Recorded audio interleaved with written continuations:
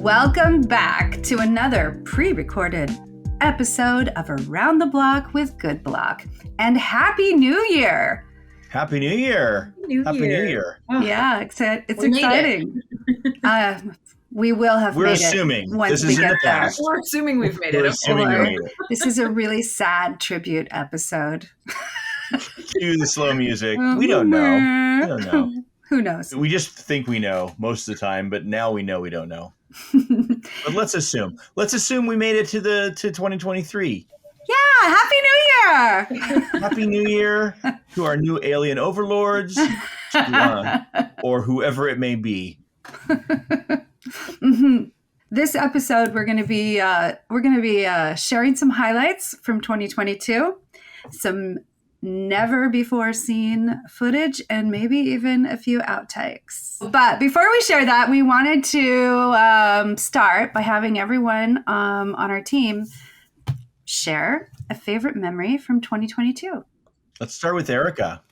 Well, we had a really awesome year. We got to actually see each other in person a couple of times this year, which was incredible. So much fun. But honestly, I think going to Davos was pretty amazing. The weather was perfect. It was beautiful there. And really meeting so many interesting people and seeing what kinds of projects are going on and in the space and where blockchain kind of is right now, and seeing how far kind of ahead of the curve there Telos is was really exciting.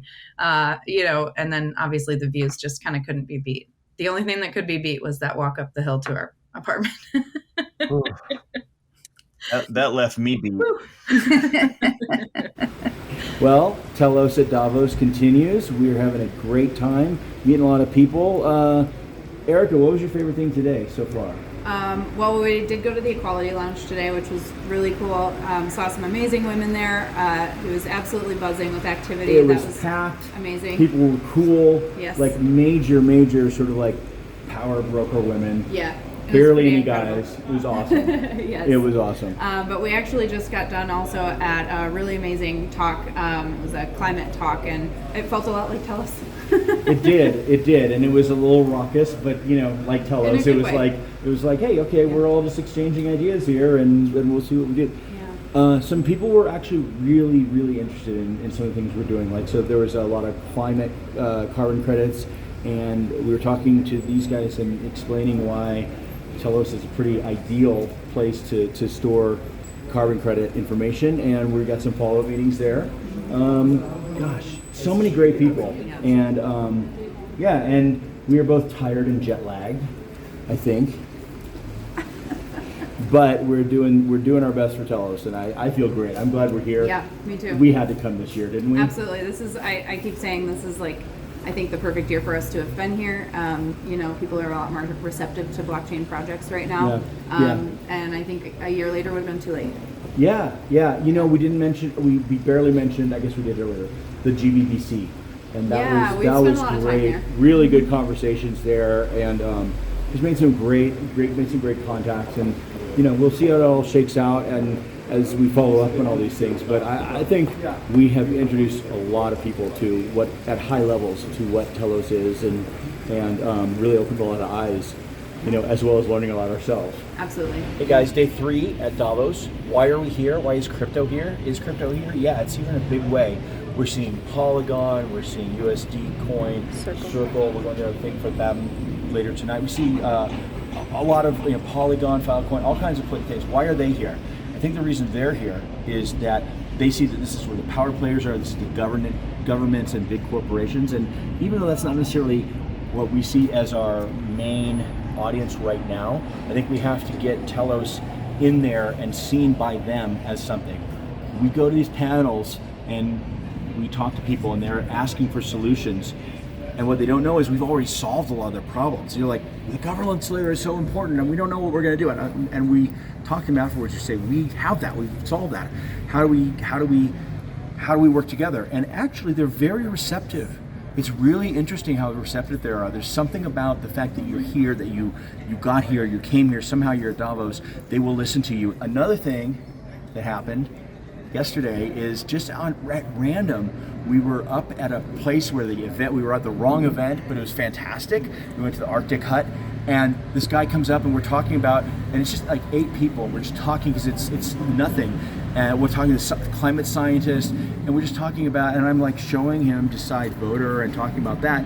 And this guy, this like really super fit Swiss 70-year-old guy who's like wearing shorts and, you know, and climbed this big thing himself where we took the funicular. He's like, it's just governance. And he says, well, I am the chairperson for the Swiss whatever, for governance platform, for digital governance. That's what he said. He said, I'm the chairperson for the Swiss national government on digital governance. I'd like to hear more about that. These are things that are just kind of like, it's the random, weird kismet stuff that you can only get if you're there. It's like they say 90% of everything is showing up.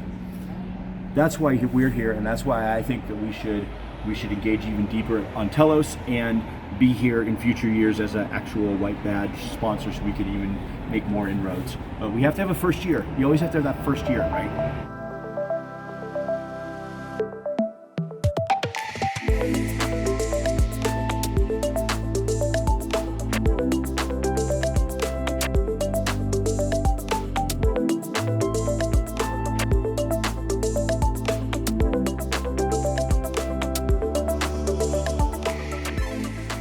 Wow, look at how gorgeous this is. This is Switzerland, man. This is the middle of a city. This is like a river running through it. It's amazing. God, we had a good day today. We had a really incredible day. We've been talking a lot. We're both kind of hoarse. We have met some seriously awesome people today. I've probably said that every day, but it still rings true. It still rings true. You talk to so many. Erika is like this, like, uber power blockchain woman here, and all the other uber power blockchain business women gravitate to her, and it's like amazing to watch. Really cool. Hey, good job. Good job. Yes, you too. Yeah, this has been great. I've really enjoyed it. Oh, I ate a lot of chocolate. All right, well, we're going to wrap it up for today. Thanks so much for keeping tabs on what we've been up to. All right. And we'll see you later. Go Telos. So yeah, that's mine. So what about you, CJ? It's tough to choose, but it's definitely like a tie between a three-way tie between the team meeting in Oregon for just our planning for the year. That was really awesome, and it had been a long time since I had seen some of you in person, so that was really nice. Of course, Consensus was pretty fantastic, although I did come back with COVID, so that probably puts it maybe not as the top memory. But it was really great.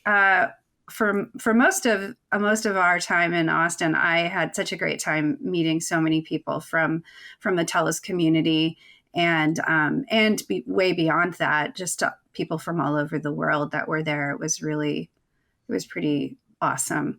Probably my most favorite memory is not really a like work memory, except that a bunch of my workmates, my friends, came to my wedding reception, which was pretty freaking awesome. Wait, when was that? That was in August. I know, Douglas, you weren't invited, but no, Douglas was there, and it was really great.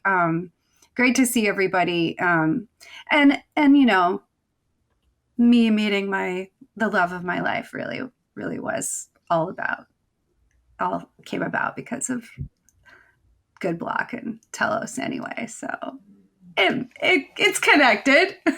Yeah. She tells the story on one of the episodes. We have it in you gotta watch one of these episodes. Yeah, it's in the Telosversary one. Before Telos launched, I was a freelance marketer in the Antelope, previously known as EOS.io ecosystem. Something else. And I went, I heard about this company called GoodBlock, and actually had really become friendly with Beth and a little bit with Douglas, and they invited me to come up to Seattle, so I did. And while I was up there, I was staying with a friend of mine who who, for whatever reasons, was on Tinder, and she said she was just having a grand old time swiping left and right and all that stuff. And I was like, hey, I want to do that. And so I signed up, but it was like making me search in Seattle. I don't live there. So I was like, I'm going to pay $20 so I can search in other places. So I did. And this was after I had gone and spent the day at GoodBlock and loved what I saw, loved what I was seeing. Well, and we were going to hire you. I know, but then I had to move. That was a done deal. Then That I had to move that was Seattle. not an interview. It was not an interview. That was a Your intake day. Yeah. Orientation practically. Yeah, they brought out the drinks. I was hanging out with Beth all day. It was really awesome. And then and I got to see all the team. Like back then there was a big team working on Telos. We had almost 20 people, including contractors at GoodBlock at that time. Yeah, I remember. Anyway, through that whole situation, I ended up connecting with Norm, my who we had our first date like a week later, and actually he lived down here where I live in Oregon, and the next thing I know, I'm like staying over, and I was like, hey Beth, do I live here if I've been sleeping here for like 30 days? And Beth's like, I think so. Here's a great one from one of our earliest episodes. So we're really proud and excited as our first guest on this podcast to talk to American and world hero astronaut Scott Kelly. Spent a year on the International Space Station. Some of his many records are first person to wear a gorilla costume on the International Space Station. Is that true? Hi, Scott. I'm not sure that's a record. Maybe it's a thing. Well, in the future, who knows? That that could catch on. Yeah. It's really Maybe great to have you here. Maybe a clown suit next for me. I don't know. Well, we're excited to have you here, and one of the reasons you're here is because you have become an NFT creator, and you did a launch a couple weeks ago that sold out like in minutes or hours, and all the proceeds went to Ukraine. How did that go, and how did you get involved in it?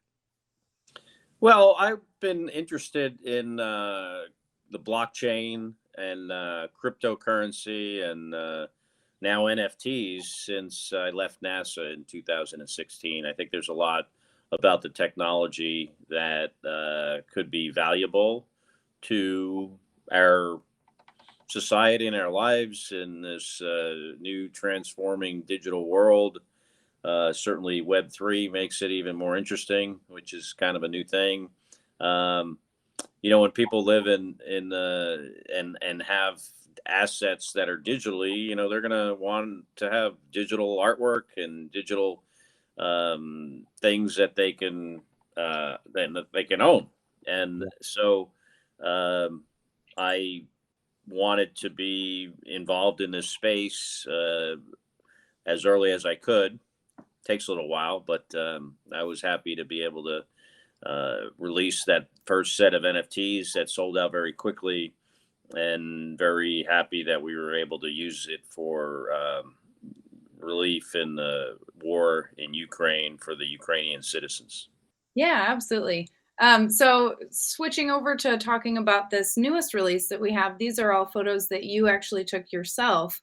Can you tell us a little bit about how you got into photography? What made you decide you wanted to go that route? And what was maybe some of the first kind of pictures you took? Well, in space, being a photographer is part of your job, and it's your job for a number of reasons. One is to just, document what you're doing. So the public can be aware of where their taxpayer money is going to, and that that are basically photos like public affairs, kind of PAO kind of photos. Just what you're working on, what you're doing. I mean, this started in the very earliest days of the space program. Photography has been a big part. We also use photography on board to document, hardware that we may be working on. Some of it is macro photography, where we're, taking very close-up images of things to document their configuration, maybe. Other photography we do is for Earth observations. Trying to document how our planet is changing and climate change and the fragility of the atmosphere is an example. But I looked at this, the privilege of flying on the space station as an opportunity to do something more artistic. My mother was an artist, besides being a police officer in New Jersey, and I think I got maybe the artistic side of my brain from her. So, I wanted to make, photographs that would be what I would call wall worthy. In other words, if you hung them on the wall, people would say, "Wow, that's cool. What is that?" And you say, "Well, that's the Earth taken from space." And most of those kind of pictures, you wouldn't necessarily know that. Some of them you might, because you could see like an ocean, or you could see the limb of the Earth. You maybe a sunrise or a sunset, but others I took with a very long lens, where when you enhance the color, I never like photoshopped any of them, so to speak, like never added anything. I just did kind of color enhancement on them, that it just looks like a piece of art. And I called them Earth art, and they became very popular while I was in space for a year, or nearly a year. And I decided that I would like to, give the opportunity to share these as NFTs, because, it's a thing now and people are interested in it. But also, again, I wanted to do it to raise money for, the war in Ukraine, because this has become a very personal issue to me. So we're going to donate all of the net proceeds of the initial sale of these NFTs again to Ukrainian relief efforts. I'm amazed by how much you've done, how much you've seen, and the fact that you seem to have just an incredibly optimistic, positive, empowering worldview.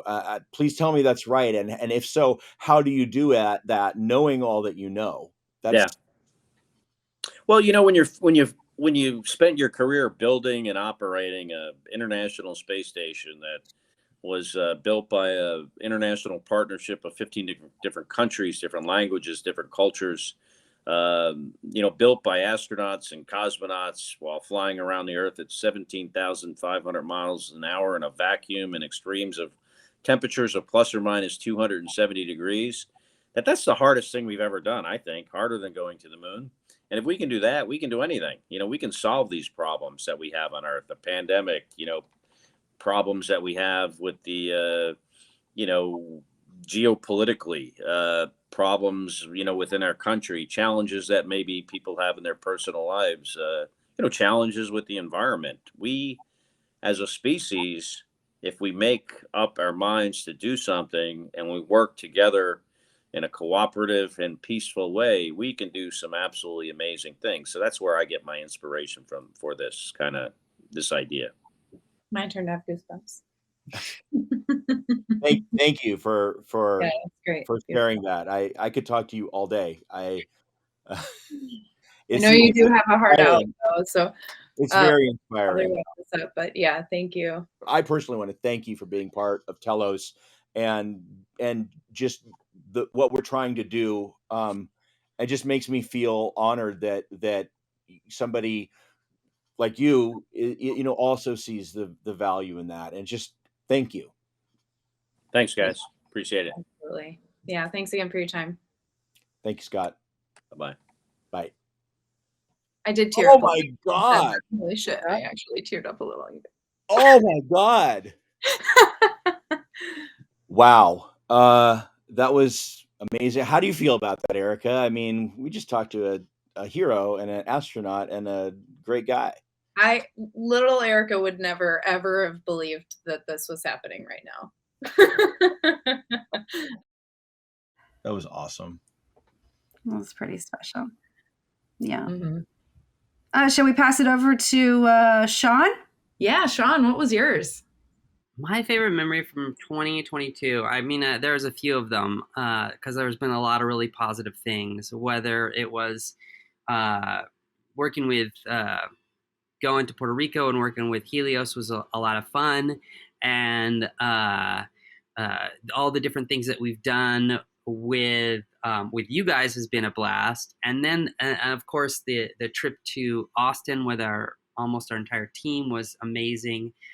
And we've had a bunch of really fun Friday happy hours with our team that have also been really great. But I think for me, the highlight of 2022 was when we got almost our entire team together in Bend for a leadership gathering where we kind of were setting the tone. This was last spring for the year. And that was an incredible time, not just because we were all in one place, but because of kind of the foundational things that we were laying out for the rest of the year. And that was really cool. And of course, the axe throwing was awesome as well. So can't go wrong whenever you have axe throwing involved. So that was my best memory for 2022. It was so great to see everybody, wasn't it? It was really, I mean, we're getting to get everybody, but it was really great. Nathaniel, what you got? So my favorite memory of 2022 was definitely Consensus in Austin.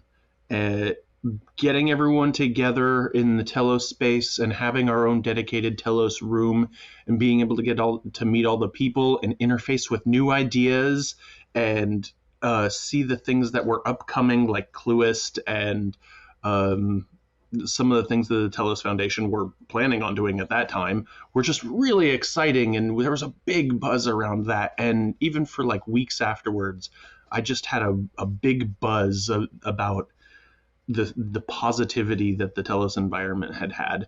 I'm a baby in the Telos environment. This will be my first Telos anniversary. So I hope to have a lot of good experiences going forward. Consensus. That was great. I think I'm seeing a theme here. We like to be around each other. It's true. Douglas, what about you? What was yours? Well, like everybody, I think it was pretty great to get together and go out and, Erika, we had a great time in Davos. Everybody had an awesome time in Consensus. I have a hard time picking a favorite. My favorite was actually a little bit bittersweet and happened just recently. I got to leave the Telos core developer group, and it seems weird that would be a favorite, but I only got to leave because it was doing well and it was under good, management. And to be honest, I only started that because it needed to exist, and I only stayed with it because I couldn't find people to run it, and it's run so well now, and I love being able to focus directly on D-Store and some of the other things we're working on. So it was a good move, and that sort of passing of the torch was a really great moment, I think, for me and for Telos and for everybody. So I'm really glad that that's gone so well. Yeah, I remember when I first started at GoodBlock, there wasn't a TCD. It was, kind of just a ragtag group, a lot of mostly GoodBlock team members, and who says everyone calls it ragtag? That wasn't ragtag. Well, because there was a lot more there were a few other people too, right? I call it ragtag because it wasn't like a really organized thing, right? It wasn't like this structure that we have now that's, it was just, it was like, well, we got to do stuff. We got to keep working for the network. And we used the work proposal system to get funds for it. Like the TCD wasn't an entity that was getting funds. That was something that got put into an amend. So it's been really interesting and exciting to watch that really evolve and grow to the organization that it is now. Yeah, it's grown so much. It's like a real organization. It's like a real thing. Yeah. And it took a while, and I'm glad we're there now. I'm sorry. I didn't mean to offend. It is a real thing. I like this one. It wasn't even that long ago, but it's still a great moment. Yeah. What kind of growth have we seen in the EVM this year? Or this week? It's been great. This week. This month have been great. I mean, it's kind of funny. We launched the EVM. We've had a steady flow of adoption, but in the last week, like Douglas is saying, it's sort of just exploded because of Telos Fuels started kicking in. We've got people, doing farming on ApeSwap, but we've got things like Robinos which are coming out. I guess there's just been enough time at this point that a lot of apps are just starting to fly in, and then we've got these liquidity programs, and everything's just coming to a mass, I guess. But we've had like a steady flow of around 50 applications over the year, but we're just really starting to hit our straps now, I feel. I think the EVM itself has been put through, testing and just a lot of the little small kinks have been ironed out, and it's really at a state of almost perfection so close at this point. We are so close. When 1.5 when EVM 1.5 launches, it is going to have so many advances, and all the ones. So we were going to do 1.5 as an intermediary thing, and then 2.0, and all the good stuff was originally in 2.0, and we kept bringing more and more good stuff from 2.0 for users into 1.5, and now it's like 1.5 is going to have all these amazing things. We're so close. We're just waiting on updating different RPC nodes and history nodes. It takes a while, and also the Leap 3.1 software. So there's a lot updating at once, but you're going to see a lot of really cool, improvements. So I'm super excited about it. It's not super sexy on a roadmap, but constantly updating your core software is very important. And I would say if you don't see that going on a roadmap, then that's way more cause for concern for me than seeing than not seeing some new, gee whiz thing. Right. Sure. It's just like the same reason the Antelope Coalition was formed, right? Yep. So, actually that was this year too. Can we discuss that a little bit and how that's gone so far? Yeah, we were starting to get concerned, I think, last year when Block One seemed to just totally leave essentially the community because, there was no code getting upgraded whatsoever on EOS.io, which is our previous base software. So yeah, it was monumental, I think, for us to come together as a community with other communities like Wax, like EOS, like UX Network, and say we need to do something about this. We need to take over the code base. We need to continue its iteration and improvement, so that we can have a long existence as communities and a greater Web3 ecosystem. So yeah, it's just tremendously critical that we did come together because we would have been sort of stuffed otherwise. Luckily, our technology core is so far ahead of a lot of other blockchains that we could probably stop for 2-3 years and still be at break even with a lot of them. We could stop for 2 years. We want to 2 years, and we did a little bit. And development did stop for 2 years. So we were at risk, I thought, of losing that technological advantage that we had. And I think it just shows that, anything that's going its own way and its own single chain and not part of some kind of bigger family of chains with interaction and inter-blockchain communication and large liquidity between them. Anything that doesn't have that is not going to make it to the next, is going to get voted off the island pretty quick by the crypto community, right? That's just something you have to do. That's the next thing we have to do. So thank goodness we're doing it. We had a show here on Around the Block with people from each of the 4 Antelope chains, and I thought that was one of the greatest. We're setting up another one to talk about IBC really soon. But what I thought was really cool about that is we mentioned that a year prior to that, none of us really even knew each other or talked. And if we did, it was probably, light shit talking of the other and flexing our own. And now it's a totally different story. And you could, you can't watch that thing and not think that it's genuine, because none of us, are good actors at all, let alone good enough to, to sort of fake the camaraderie that's just a product of what we've all built. Hey, everybody, thanks for showing up for this awesome Antelope special edition of Around the Block with GoodBlock. We have the leaders from all the chains here that are part of the Antelope Coalition. And it's just really exciting. There's never been, I think, a chance for all of us to speak publicly on a podcast about what's going on with the Antelope, with Leap. And this is a great day to do it because this is EOS Independence Day. So let's bring on Eve from EOS ENF, Guillaume from UX Network, and Lucas from Wax. And of course, I'm your friend Douglas from Telos. Guys, so great to have you here. Who'd have thunk it, right? A year ago.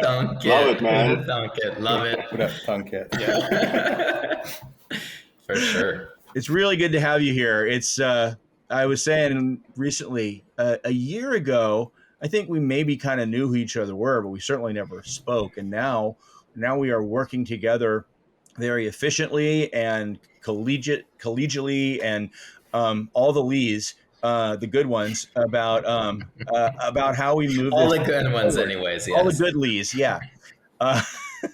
And so it's like great. It's like I think that this is actually the bigger positive sort of like mind twisting thing that is happening. Not just the break from the old regime, but that was great and necessary. But this is like the power of this new alliance, this new sort of NATO of independent states that share the same goals and want to build a better world for themselves. So, and their people. Super exciting, man.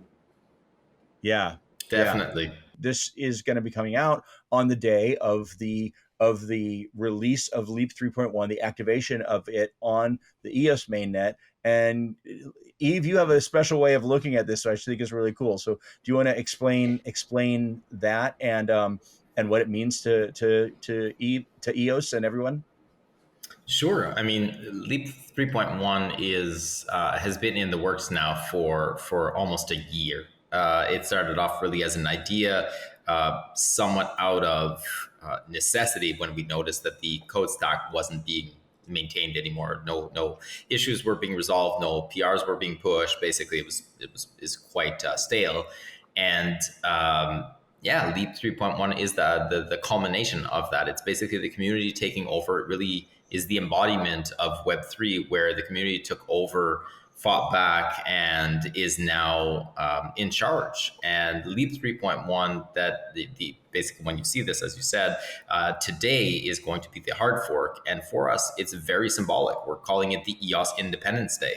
It is EOS Independence. So today, essentially, anybody not running Leap 3.1 effectively will lose synchronization with the network. And so everybody is updating. This process has been going on now weekly in terms of, let's say, community updates and community participation, block producers, dApp developers, enterprises, etc. I believe we're in week 37 or something like that of recorded weekly calls leading up to this. We're going to be having a go, no go vote at 1200 UTC.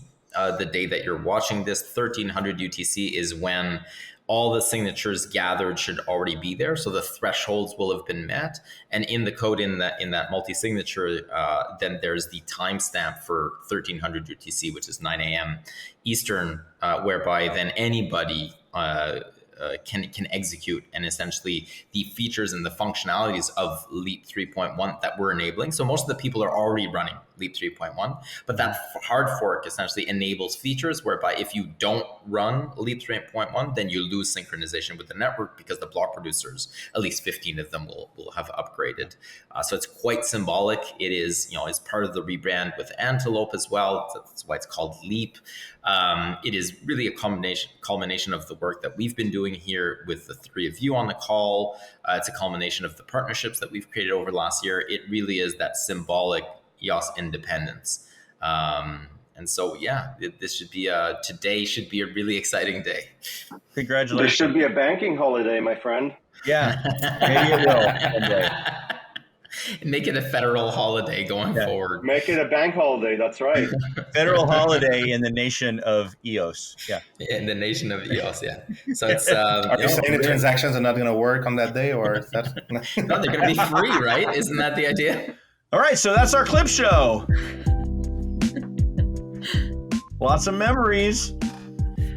Thanks, guys, for joining us. And if you want to learn more about Web3 or just like hanging out with us, check us out wherever you get your podcasts. And don't forget to like, share, subscribe, and hit that notification icon. We'll see you next time. Bye. Happy New Year.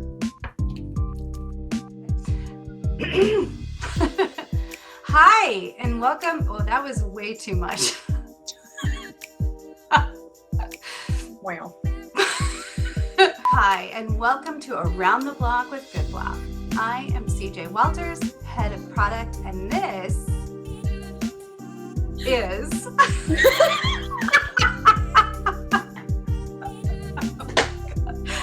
there's something else. There's another word at the end of the sentence. Hi, good morning, or is it good morning? It's good afternoon now to Erika. Hi. GM. I hate that. Yes. I hate GM. Good afternoon. You hate GM? I hate when people are like GM. Oh. Hi, and thanks for joining us this week with Around the Block at GoodBlock. Around the Block with GoodBlock. All right, hold on. Hi, thanks for joining us today with Around on. Hi, thanks for joining us today on Around the Oh God. Around the goddamn block. Around the motherfucking block.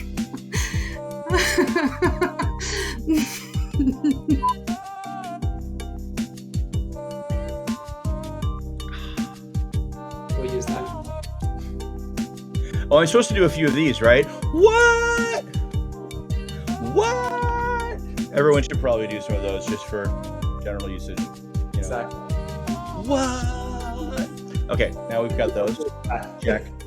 Hey, it's Jenna from Telos Culture and Douglas Horn, founder of Telos. Well, we're all founders, but I was the first founder.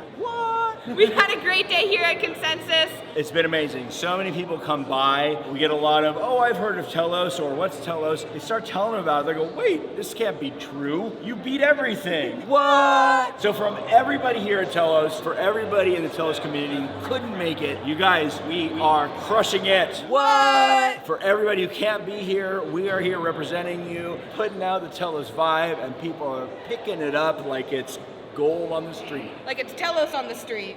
Oh, that's better. All right, big love from all of us at Telos. Wow.